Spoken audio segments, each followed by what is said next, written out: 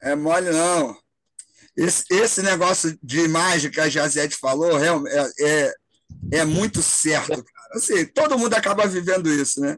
Eu acho que já até contei para vocês. Eu fui dar um estudo uma vez numa igreja lá para dentro de Nova Iguaçu, perto da Rural. Acho que é Nova Iguaçu, né? Tem um campus da Rural lá para trás. Eu não tinha carro na época, e nessa época eu costumava andar muito de sandália, essas sandálias tipo franciscano. Ainda hoje eu tenho e tal, mas acabou ficando caro. Eu parei de comprar também, né? Sandália era baratinha, agora tá cara dessa. Aí eu fui de sandália, a calça jeans e a camisa polo, né? Sempre andava assim. Aí cheguei, fui dar o estudo. Aí eu tinha um palm topzinho, aí levei, não levei material.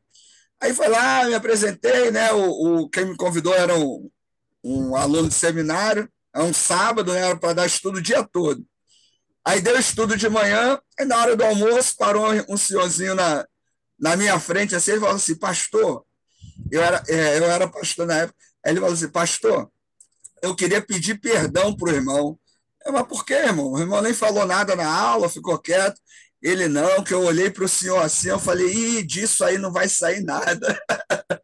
Eu olhei vestido desse jeito e tal, mas, poxa, muito bom e tal. Eu falei, não, irmão, tá tranquilo, é bom que a gente vai vivendo e aprendendo. Ele tal, não sei o quê. Eu falei, tá vendo aí? Aí, beleza, entendeu? As aparências. Beleza, vai assim. E não foi a primeira vez. Uma vez eu fui numa outra igreja, aí foram me apresentar, aí a apresentadora lá, olha, gente, o fulano falava do professor Ricardo, pastor Ricardo, né, tal, não sei o quê. Pensava que fosse chegar aqui, né, alguém num carrão, bem vestido, né, até mais velho. Mas não, esse moleque aí, ó, parece um adolescente, não sei o quê. Assim, me esculachou, falou que eu tava mal de vida, falou que eu parecia esse moleque. Mas tá, eu falei, cara. Mas é assim, para a gente, eu acho que isso é muito ruim, né? Porque como cristão, a gente já deveria ter aprendido que a imagem não é tudo, né? Mas eu particularmente faço isso, me visto assim até de propósito mesmo. O que eu quero é chocar nesse ponto, realmente, para que a gente tenha que mudar alguma perspectiva, né? Que eu acho que o caminho tem que, de alguma forma, ser mudado nessa linha aí, né? Mas é muito real isso aí. Vamos lá, para a gente Aí, terminar. professor, Sim, e isso que a gente está conversando aqui, dá para fazer um link legal, porque assim, se eu estiver errado, pode me corrigir, mas eu acho que foi o que eles pensaram, o Israel pensou, quando eles verdadeiramente quiseram adotar esse sistema monárquico, né, que estava no sim. entorno, né, que eles queriam, né, que eu tava dando uma lida aqui, né, eles queriam, assim, introduzir um sistema tributário para sustentar, né, um poder, recrutar jovens que acontecia nas cidades vizinhas, né, dos campos e da cidade, para o serviço militar, é o que os outros povos faziam, para a Sim. guarda do rei e para a guarda dos bens do rei, e a centralização de poder. Né? Eu estava tirando isso aqui aquele livro que o senhor indicou, A Bíblia em Suas Mãos, né? Do Sei. Isadora Mazarolo. Fala isso. Entendeu? Então, Então, dá é para ser igual linkar a todo isso. mundo. É a ideia de Isso. ser igual a todo mundo, demonstrar poder, demonstrar autoridade, entendeu? É justamente isso aí. Pensa bem, isso não é um erro de Israel. Isso é a característica do ser humano. Por exemplo, eu converso com algumas pessoas, às vezes a pessoa fala assim: ah, eu sou da igreja do pastor fulano. A pessoa, ela não diz assim, ó, não, eu sou da Batista, não, eu sou da Assembleia, eu sou da Metodista. Não, eu sou da igreja do pastor fulano. Por quê? Porque o pastor fulano é famoso, porque tem um nome. Então, a identidade dela está ligada à autoridade daquela pessoa. Israel, nesse momento, antes da monarquia, ele era o quê? Ele era um conjunto de tribos, não era Israel, né? Aquele grupo de pessoas, era um conjunto de tribos, era uma sociedade ali rural. Não, a gente não quer isso. A gente quer demonstrar poder, autoridade, a gente quer demonstrar para as pessoas que nós somos importantes. Isso acontece com a gente, né? A gente se veste para demonstrar poder e autoridade, a gente escolhe amizades, né, companhias, para demonstrar também poder e autoridade. Isso é do humano, essa questão. Só que, assim, o texto bíblico apresenta isso. No caso de Crônicas, apresenta como uma maneira positiva, porque é um texto, lembrando, né? É um texto para dar estabilidade àquele momento. É um texto para legitimar a monarquia. Ele não está interessado em criticar a monarquia. Agora, eu tenho vários outros que detonam essa perspectiva. Porque quando eu vou privilegiar um grupo de pessoas ou uma pessoa, eu estou deixando os outros de lado. E o texto bíblico, no geral, defende o papel comunitário. E aí depois eu tenho outros textos criticando esse posicionamento. Por isso que eu tenho que lembrar que a Bíblia não é um livro, ela é um conjunto de livros. O Antigo Testamento são 39 livros, cada um com um propósito e um objetivo. Então a gente precisa estar olhando isso, né, de maneira separada, justamente para não cometer esses equívocos, né, que a gente comete hoje aí. Vamos lá para a gente terminar esse finalzinho aqui. O davidismo, né, em Crônicas. Davi é o grande herói que o autor sagrado pintou com cores brilhantes, a fim de que pudesse ser o grande exemplo heróico para o povo judeu seguir. As questões éticas sempre foram importantes. O autor sagrado diz que Davi traçou planos cuidadosos para a construção do templo, algo que não é revelado em outras fontes informativas. No entanto, isso era importante para o propósito do autor sagrado. Ele precisava de exemplos claros sobre o uso apropriado do templo e de seus rituais. Davi e Salomão servem de exemplo sobre a preocupação apropriada a respeito dessas coisas. Precisamos estar interessados em cumprir a vontade de Deus. Quer dizer, na perspectiva de Crônicas, Davi é o cara que não tem erro, não tem imperfeição, é um homem segundo o coração de Deus. Ricardo, como fica, então, falar sobre Davi? Quando a gente estuda o Novo Testamento, tem uma parte, dependendo com quem você estudar, que você vai ler sobre o Jesus da fé e o Jesus histórico. Que o Jesus que está apresentado nos evangelhos é o Jesus da fé. Mas o Jesus histórico mesmo, ele é desconhecido. Por exemplo, Jesus namorou? O que Jesus Cristo fez na adolescência? Né? Qual foi o dia a dia dele? Ele era um bom filho? Ele era obediente? Gostava de trabalhar? Não gostava? Foi uma criança mimada? Né? Como é que foi? A gente não tem esses detalhes da vida e da história de Jesus. Por quê? Porque não conhecemos o Jesus histórico. Então, quando a gente vai falar de Abraão, de Elias, de Davi, de Salomão, a gente tem os personagens da fé e tem os personagens da história. Alguns até duvida-se da existência deles, porque a gente não tem elementos históricos para comprovar. No caso de Davi, o que lemos muito sobre ele é sobre esse Davi da fé, o grande herói, o grande guerreiro, o grande rei, né? Mas todos os detalhes realmente sobre ele é algo que realmente ainda não temos descobertas. Pode acontecer de se encontrar alguma coisa e tal, mas, né, igual a reportagem, eu mandei para vocês, né, material, texto, que aí um vai, encontra uma coisa, percebe outra, mas até agora a gente realmente não sabe muitos detalhes. Né? Fala, Cristiano. Cristiano, Opa, cheguei aqui, professor. Professor, fala. posso fazer uma pergunta fundamentalista, então, para poder. Vindo de você, o que seria? Não me Aí admira. sim, hein? Fazer uma Fala, meu pergunta. cristão nazista. Ô, glória! Não, mas então, vamos lá, professor. É porque, assim, essa distinção, eu sempre fiquei curioso e tudo, até já ouvi muito sobre isso, essa questão de distinção, né, das visões de fé e das visões históricas, no caso, né? Sim, Só que, assim, aí que tá, eu sempre me perguntei também, porque, tipo assim, eu fico pensando, beleza, né, nós temos essa concepção de que pode haver distinções e tal, né, nas visões históricas e de fé. Então, tipo assim, eu fico pensando, por exemplo, no caso de Jesus Cristo, nosso Senhor e tudo aí, vamos pensar nesse ponto aí. Ó, pra tu ver como é que eu tô fundamentalista mesmo. Porque a aula é Antigo Testamento, tá falando de Jesus, mas tudo bem. Não, mas beleza, vamos dar um pulinho no. Porque, tipo assim, eu fico pensando, tá, beleza, mas se tu vê um cara, o cara tá andando, tá curando o cego, tá fazendo o paralítico andar. Assim, eu fico pensando, tu vai escrever sobre o que exatamente, tá entendendo? Porque. Entendeu o Não, que eu quis então, dizer, pô? mas olha Porque, só, assim, beleza, vamos fazer distinções, tá, tudo bem.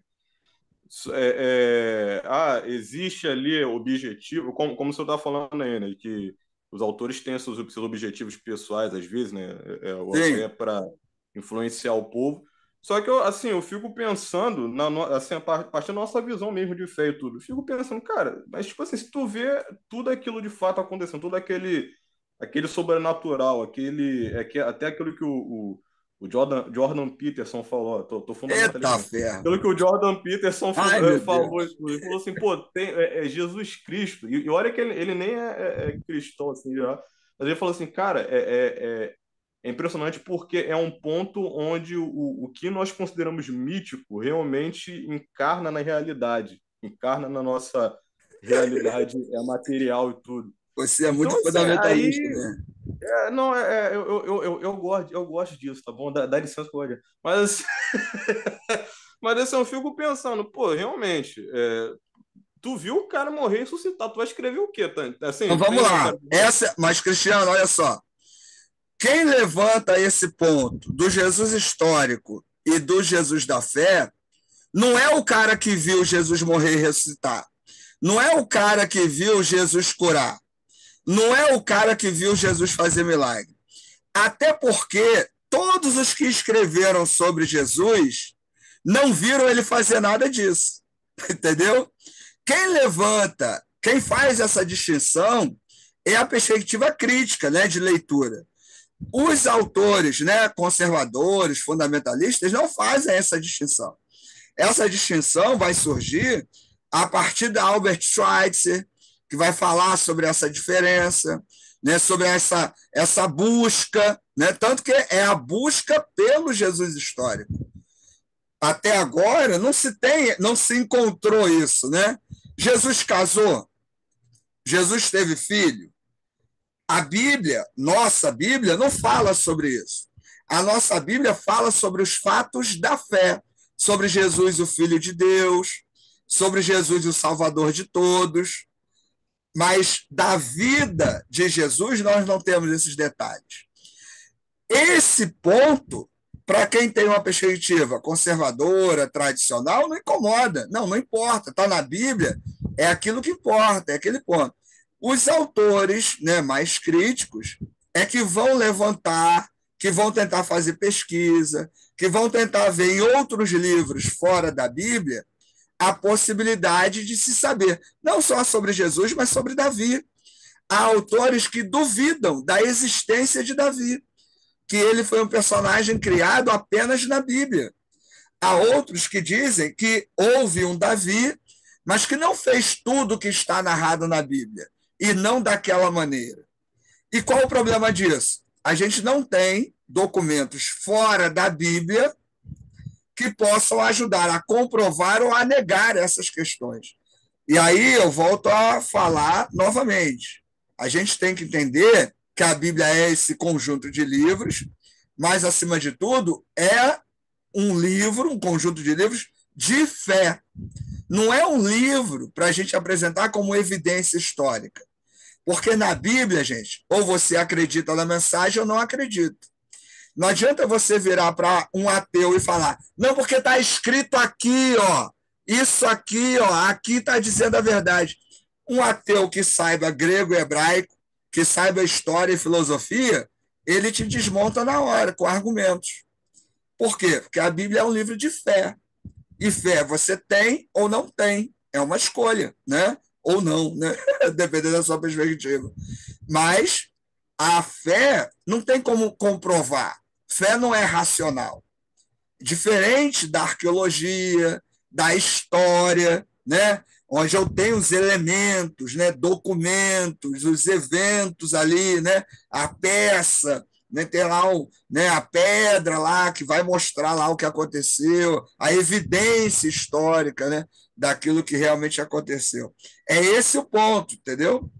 Agora, obviamente, que a maioria das pessoas não está nem aí para essa questão do personagem histórico. Davi, Salomão, Elias, né? Ninguém, Daniel, né? Ninguém quer saber, Abraão, ninguém quer saber se foi histórico ou não.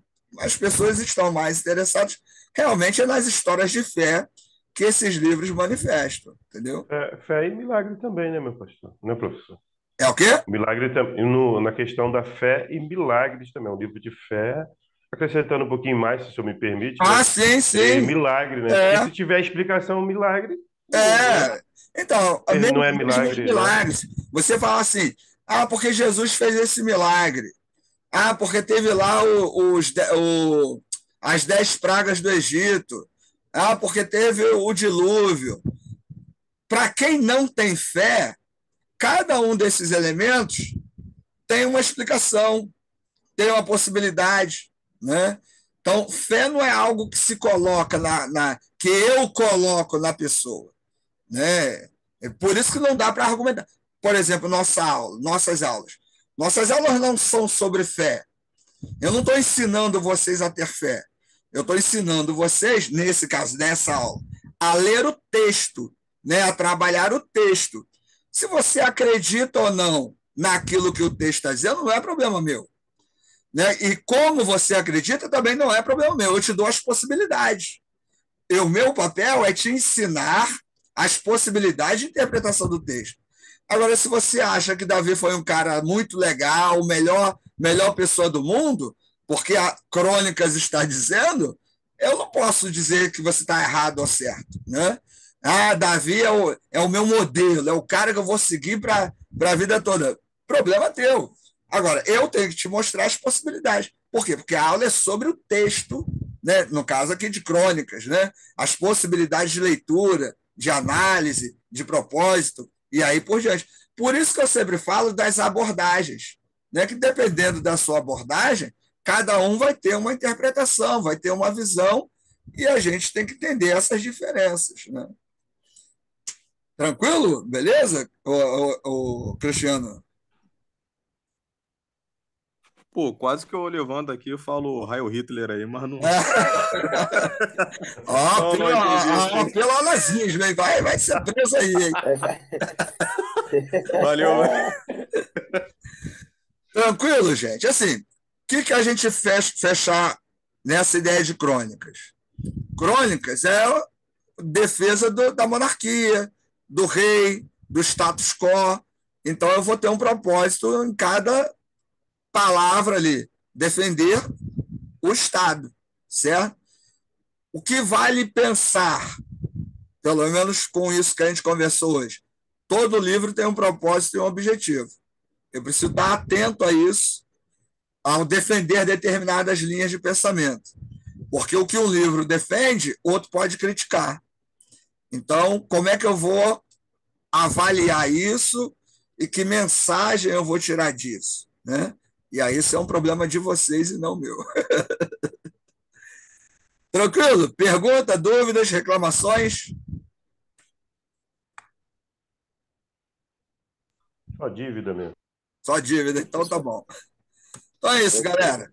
Se nada acontecer, até quarta-feira. Boa noite a Beleza. todos. Valeu. Beleza, boa Rapaziada, noite, boa noite, boa noite, professor. mestre. Boa noite, Tchau. boa noite.